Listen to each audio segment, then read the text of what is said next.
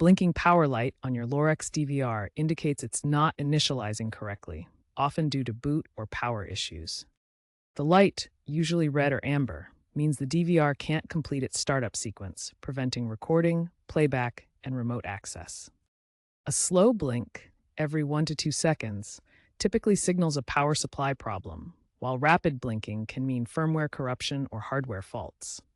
Begin troubleshooting by ensuring the power source is stable, 110-240 volt AC, checking cables for damage, and trying a different outlet or adapter.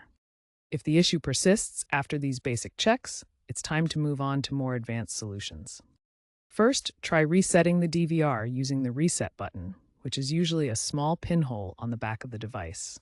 If that doesn't work, the most common fix is replacing the power adapter, as faulty adapters are the cause of most blinking issues.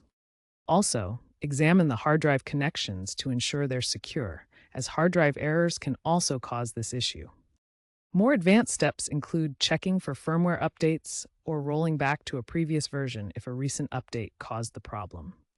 If none of these steps work, it may indicate a hardware failure requiring professional repair or system replacement.